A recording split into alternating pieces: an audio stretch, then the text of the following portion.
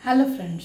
तो आज का मेरा टॉपिक हो गया derivation of demand curve. Demand curve का व्युत्पत्ति। ठीक है, तो डिमांड कर्व के डेरिवेशन से पहले मैं डिमांड कर्व के बारे में बता देती हूँ। डिमांड कर्व किसी वस्तु की मांगी गई मात्रा और उस वस्तु की कीमत के संबंध को दर्शाता है। इसको हम लोग दो नियम के थ्रू डेराइव कर सकते हैं। पहला हो गया हासमान सीमांत उपयोगिता का नियम और दूसरा हो गया सम सीमांत उपयोगिता का नियम। हासमान सीमांत उपयोगिता का नियम और सम सीमांत उपयोगिता का नियम मैं पहले लास्ट वीडियो में आपको डिस्क्राइब कर चुकी हूँ। आज हम उसके थ्रू डिमांड कर्व को डिराइव करते हैं। तो सबसे पहले हम लेते हैं हासमान सीमांत उपयोगिता का नियम। हासमान सीमांत उपयोगिता का नियम यह बताता है कि एक उपभोक्ता को अगर किसी एक वस्तु की अधिक से अधिक इकाई उपभोग करने दिया जाए तो उस वस्तु के लिए उपभोक्ता की सीमांत उपयोगिता कम होती चली जाएगी। मतलब कि एक उपभोक्ता को तब तक उस वस्तु को खरीदते रहेगा जब तक कि उसकी कीमत बाजार कीमत के बराबर नहीं हो जाती है। ठीक है, इसमें उपभोक्ता की कीमत और सीमांत उपयोगिता में समानता संतुलन की एक आवश्यक शर्त है। ठीक है, तो उसके लिए उपभोक्ता को अपनी संतुष्टि तक उसका वो खरीदता रहेगा या उपभोग करता रहेगा। तो इस पॉइंट पे उपभोक्ता को सबसे अधिकतम संतुष्टि प्राप्त होती है। तो मैं आपको आज ग्राफ के थ्रू उसको डिराइव करना बताती हूँ। ठीक है, तो यहाँ आप दो ग्राफ देख रहे हैं जिसमें कि पहला ग्राफ मार्जिनल यूटिलिटी का, दूसरा डिमांड कर्व को बताता है। तो मैंने पहले ही बता दिया था कि उपभोक्ता संतुलन में कब रहता है, जब उसका MU इक्वल टू प्राइस हो जाता है। ये स्थिति हो जाती है उपभोक्ता के संतुलन की। जब तक वो बाजार कीमत के बराबर नहीं हो जाता उसकी यूटिलिटी, तब तक वो उस वस्तु का उपभोग करता रहेगा। ठीक है, मतलब कि यहाँ पे उपभोक्ता संतुलन में है, MU1 उसका मार्जिनल यूटिलिटी हो गया है और P1 उसका कीमत है। उस कीमत पे वो OQ1 वस्तु का उपभोग कर रहा है। ठीक है, अर्थव्यवस्था में किसी कारणवश कीमत में कमी हो जाती। कीमत में कमी होने से उपभोक्ता उस वस्तु का अधिक क्रय करना शुरू कर देगा या आवश्यक है कि वो अधिक क्रय करे।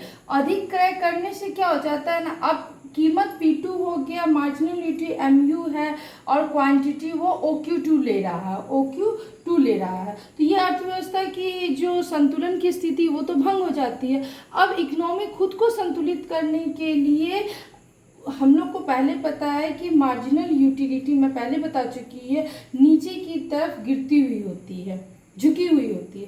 जिसका रीज़न क्या है कि अधिक संख्या में उसका उपभोग करने से उसकी मार्जिनल यूटिलिटी उस वस्तु की कम होने लगती है और कम होकर वो नीचे की तरफ डाउन हो जाती है, जिसके कारण वो OQ2 वस्तु उपभोग कर रहा है तो वो इस पॉइंट पर आ जाता है, कम होने लगता। होते होते उसकी बाजार कीमत P2 है, P2 के बराबर आते ही वह संतुलन में आ जाता है। ठीक है, उसी तरह तीसरा भी अगर और उसकी कीमत गिरती है तो वो OQ3 मात्रा लेने लगता है, जिसके कारण MU फिर फिसल के कहाँ चला आता है, इस पॉइंट पे आ जाता है जहाँ पे उसे P3 कीमत और MU3 दोनों बराबर होता है। ये मार्जिनल यूटिलिटी निगेटिव तक जाता है।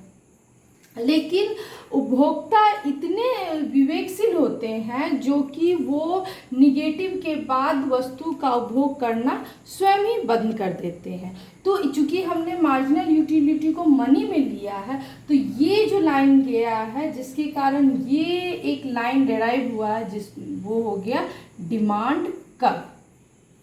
ठीक है, इस पॉइंट को मिलाने पे ABC, ये तीनों पॉइंट मिलाने पे हमको डिमांड कर्व प्राप्त हो जाता है। मार्शल का ये एक बहुत ही फेमस सिद्धांत रहा है कि मार्शल ने कहा था कि एक उपभोक्ता के लिए अगर अन्य बातें समान रहे मतलब हो गया कि इस पर आधारित दूसरी वस्तु, मतलब X वस्तु लिए हैं, Y वस्तु हो गया, Y वस्तु की कीमत हो गई तो अन्य बातें सामान्य रहने पर उपभोक्ता यदि वस्तु की कीमत में कमी होती है तो उसकी अधिक मात्रा उपभोग की जाती है। मतलब कि कीमत और उसकी मात्रा में, उस वस्तु की कीमत और मात्रा में विलोम संबंध होता है, मतलब इनवर्स रिलेशनशिप होता है। ये मार्शल ने कहा था। ठीक, मार्शल ने कहा था। अब ये मैंने ड्राइव कर दिया, और चूंकि डिमांड मनी में है तो ये निगेटिव नहीं जाता, इसलिए निगेटिव का पोर्शन हम लोग डिमांड कर्व में नहीं लेते हैं। जैसे ही उपभोक्ता को यहाँ 0 पर वो आता है, उसकी कीमत 0 होती तो उस वस्तु का ये उपभोक्ता उस वस्तु को क्रय करना ही बंद कर देता है।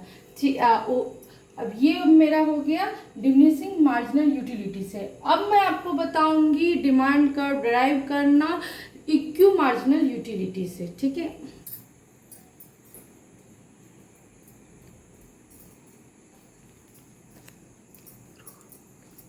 तो दूसरा हो गया हम इक्यू मार्जिनल यूटिलिटी से अब डिमांड कर्व ड्राइव करते हैं। ठीक है, तो पहले मैं बता दूं कि इक्यू मार्जिनल यूटिलिटी क्या कहता है। इक्यू मार्जिनल यूटिलिटी कहता है कि उपभोक्ता के पास एक निश्चित आय होती है और उस निश्चित आय से उसे अपने उपभोग की सभी वस्तुओं को क्रय करना होता है। तो वह अपनी वस्तुओं को कैसे, किस तरह अपनी आय को विभिन्न वस्तुओं पर विभाजित करे, वो किस प्रकार करता है। तो वो उस वस्तु से, किसी भी वस्तु से, मतलब कि मैंने x और y लिया है, दो ही वस्तु लिया है मैंने यहाँ पे, x और y लिया, और यहाँ UM हो गया मुद्रा, उसकी निश्चित आय, मतलब कि मुद्रा की सीमांत उपयोगिता। तो एक उपभोक्ता को उसकी मार्जिनल यूटिलिटी और कीमत में समानुपात होता है, ये इक्यू मार्जिनल यूटिलिटी कहता है। तो ऐसी स्थिति में उपभोक्ता इस स्थिति में संतुलन में रहेगा। लेकिन यहाँ पर अन्य बातें समान रहने पे, मतलब कि हम लोग सिर्फ x के इंक्रीमेंट या डिक्रीमेंट को देखेंगे, y और um को स्थिर मान लिया गया, मतलब दूसरी वस्तु को हम लोग स्थिर मान, उसकी कीमत में कोई परिवर्तन नहीं होता, और ना ही हमारे पास जो मुद्रा है, मुद्रा की सीमांत उपयोगिता में कोई परिवर्तन नहीं होता, इसलिए हम लोग उसको कांस्टेंट लेम्डा मान लिए हैं और इसको हम लोग ने स्थिर मान लिया। वैरी सिर्फ ये करेगा। ठीक है, वैरी करने पे हो जाता है क्या, इक्वेशन की स्थिर होगी। तो ये हो गया MUPX का कर्व जो नीचे की तरफ झुका हुआ है। P1 कीमत पर OQ1, OQ2 और OQ3, मतलब OQ1 मात्रा का वह उपभोग कर रहा है। संतुलन की स्थिति में जैसे ही वस्तु की कीमत में परिवर्तन होता है, उपभोक्ता क्वांटिटी क्वांटिटी को इंक्रीज कर देता है, मतलब कि जैसे ही P1 से P2 पे आता है, उपभोक्ता OQ2 मात्रा लेना शुरू कर देता है। अब OQ2 मात्रा लेती तो इसकी संतुलन की स्थिति भंग हो गई। अब वो R बिंदु पे संतुलित नहीं हो रहा है, तो इसकी संतुलन की स्थिति अब क्या हो जाए, MUX और PX इज ग्रेटर देन एक MUY और PY और MU दोनों से अधिक हो गया। ऐसी स्थिति में उपभोक्ता क्या करेगा कि Q की ज़्यादा मात्रा उपभोग करेगा, जिससे कि MUX नीचे गिर जाएगा, और जिसके कम होने पर वापस यह इसके बराबर हो जाएगा, और इस पॉइंट पर कम होने पे ये कर्व चेंज होके ऊपर शिफ्ट हो जाएगा। जैसे PX कम होगा और कीमत P2 को संतुलित करने के लिए यह ऊपर की ओर शिफ्ट हो जाएगा। इसके ऊपर शिफ्ट होते हुए, और हमें पता है कि उपभोक्ता की जो आय है, जो लेम्डा है, वो निश्चित है, उसमें कोई परिवर्तन नहीं हुआ। तो अब दूसरा संतुलन बिंदु हमको S प्राप्त हो जाएगा, मतलब कि अब उपभोक्ता OQ2 वस्तु की मात्रा ग्रहण कर रहा है, कीमत P2 हो गया, और उसकी नई MUX/PX2 का नया कर्व S पे काट रहा है लेम्डा को। इसे नीचे की तरफ ये करते हैं तो हमको B पॉइंट प्राप्त हो जाता है। इसी तरह तीसरी स्थिति में भी वही होता है कि उपभोक्ता जैसे ही नीचे जाता है, वो Q3 मात्रा लेने लगता है और Q3 से उसे थर्ड मार्जिनल यूटिलिटी का ये वाला लाइन उसको मिल जाता है, जिसके कारण संतुलन T बिंदु पर, इसको नीचे की तरफ ड्राइव करने पर C बिंदु। अब ABC को मिलाने पे हम लोग को डिमांड कर्व प्राप्त हो जाता है। उपभोक्ता अब संतुलन में है, ठीक है। तो इसके थ्रू हम लोग डिमांड कर्व डिराइव कर लिए। उपभोक्ता इस स्थिति में फिर से अपने आप को संतुलित कर लेता है। इसमें मार्जिनल यूटिलिटी के थ्रू, इक्यू मार्जिनल यूटिलिटी के थ्रू हमने डिमांड कर्व डिराइव कर लिया। ये मार्शल का लॉ है। मार्शल ने इसे यूटिलिटी को माप के निकाला है, जिसके कारण उसे बहुत बार क्रिटिसाइज किया गया। तो पहला पॉइंट पे किया गया क्योंकि इसने मार्जिनल यूटिलिटी को नापा है, इसे काउंटिंग किया है, यहाँ पे इसे क्रिटिसाइज किया गया। फिर इसने सिर्फ एक वस्तु को लेकर उसकी क्यू मार्जिनल यूटिलिटी के थ्रू डिमांड कर्व को डिराइव किया है। उपभोक्ता के पास सिर्फ एक वस्तु तो नहीं होती है, वो सभी वस्तुओं पे बराबर खर्च करता है, तो इस चीज़ को मार्शल ने इग्नोर किया है, वहाँ इसे क्रिटिसाइज किया गया। फिर मार्शल का लॉ, ये जो डिमांड कर्व है, डिमांड लॉ जो मार्शल ने दिया था, वो मार्शल का लॉ सब्स्टिट्यूशन इफेक्ट और इनकम इफेक्ट दोनों को अच्छी तरह से डिफाइन नहीं करता, ना ही ये गिफिन पैराडॉक्स को डिफाइन कर पाता है, तो यहाँ भी इसे क्रिटिसाइज किया गया है। मार्शल की जो मान्यता थी वही उसके क्रिटिसाइज करने का सबसे बड़ा कारण बन गई है। तो यहाँ हमारा डेरिवेशन फिनिश होता है।